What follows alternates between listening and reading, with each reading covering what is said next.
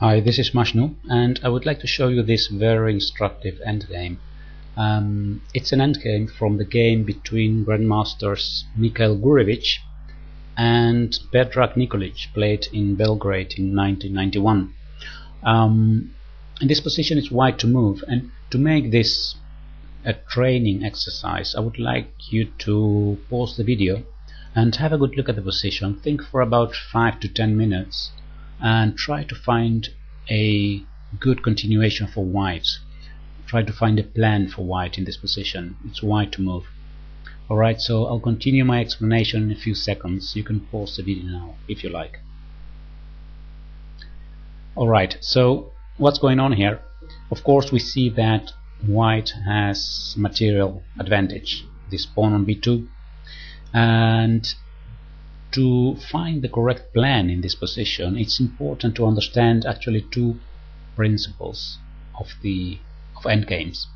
And the first principle is that if this would be a pawn endgame, so let's say that the rooks and the knights would not be here, then the position would be easily won for white, because this passed pawn must be stopped, so the king would have to go to the queen side to stop this pawn, and if he does that then the white king can go to the king side and take all these black pawns and promote with his king side pawns. So a pawn endgame would be totally won. That's principle number one that we need to know. That means that it would be good for white to trade pieces, right? Now the second principle that's important is to understand that knights endgames are very similar to pawn endgames. If the rooks are gone here and we have only knights left, then the same rule applies here. The position is won for white, and that's really something to remember, that an endgame with pawns and knights is very similar to a pawn endgame. This is actually what happened in the game, and it's very instructive to see how white uses this principle. The plan for white is to trade rooks. Now, how to trade rooks here? What we need to do is to have this knight that's now on d3 to have it either on c3 or d4. If this knight reaches one of those two squares, then black will be forced to play knight to d6, because we will be threatening to take the knight on b5, and with knight to d6 the knight defends the rook on b7, and then we can trade rooks, right? So that's the plan.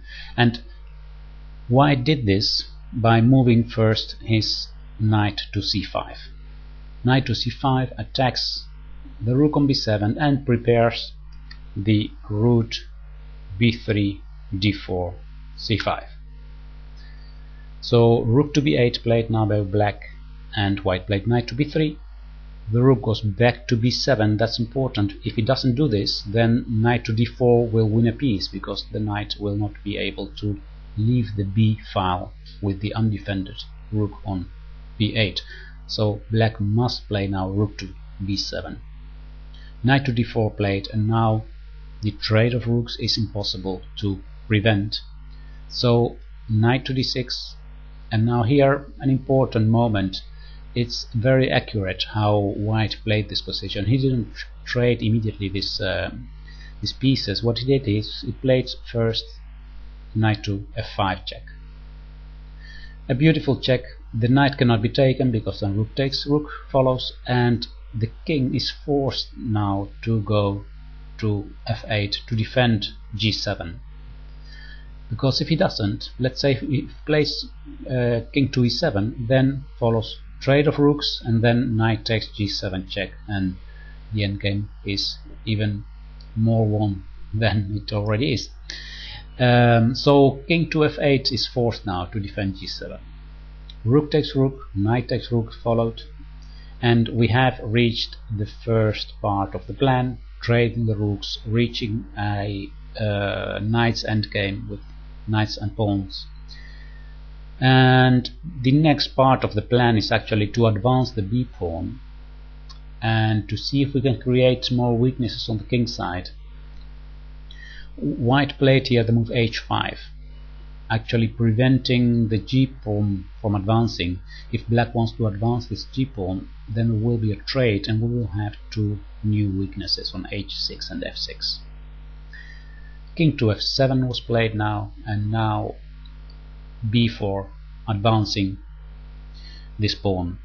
Now notice that what white wants to do here, if black simply waits, then the white king will go to c6 to chase away this knight and then advance the pawn, the b pawn. So black must do something on the king side to try something.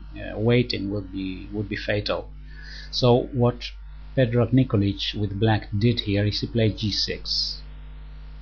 Now this was one of the ideas of white, to take on g6, and after king takes g6, black has two weak pawns now on the king side as well, and also the problem of this passed pawn of white.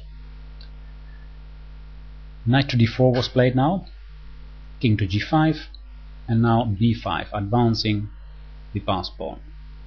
f5 played by black, and now white plays move f4, actually blocking the f pawn of black, and it stays there on a place where it's attacked by the knight. Now king to f6 was played, b6, knight to d6, king to h3. This is an important moment as well, because white is now using the principle of the two weaknesses. Well, we can say one of the weaknesses is this squares b7 and b8, because white is threatening to advance. The other weakness is the pawn on h6. So the king is threatening to advance to h5 and capture h6, and the black knight is bound to stay there to control b7. So what did black do? He played king to g6.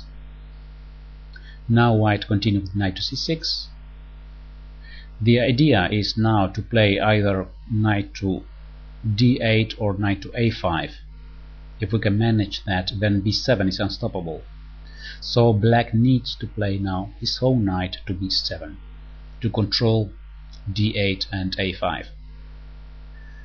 Now it looks as if black is successfully defending both weaknesses. The king defends h6 and the knight controls b7. But actually the game lasted only one more move, because here white played knight to e5 check. And here black must make a decision where to go with his king. If he tries to defend this h6 pawn, he will have to go to, for example, g7 or h5. Well, let's have a short look. By the way, in this position black resigned, but let me show you how this could have continued. If the king goes to h5, well, then the plan of white is very simple: to move the king towards the queen side and support the advance of the pawn. The g4 square is controlled by the white knight, and the h4 square is controlled by the white pawn, so there is no threat of black entering here and capturing g3. So that means that here we simply can play king to g2, and if the knight goes back and forth there, b7 to d8, we simply advance towards the queen side, and this is easily won. Now let's go back to the position of the knight to e5 check. Here, if the king decides to move towards the queen side, king to f6, then we can play king to h4, threatening to advance to h5 now and capture this h6 pawn. If black defends it by king to g7, then king to h5, and if king to h7, we need simply a new attacker, and that's the knight. The knight can go to f7 now, knight f7 attacking h6, and here h6 falls and everything collapses. Alright, so this is the reason why Predrag Nikolic resigned in this position after this check on e5. There is no way to hold this pawn on h6 or stop this pass pawn on the b file, right? So a few important lessons in this endgame. I'll go to the position where we started here. One is to understand about pawn endgames and to understand about knight's endgames. A knight's endgame is very similar to a pawn endgame. That's a rule that we need to remember.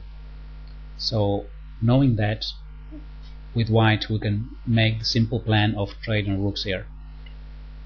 Alright, I hope you found this interesting and instructive, and well, I'll say goodbye now, and I'll see you next time on YouTube.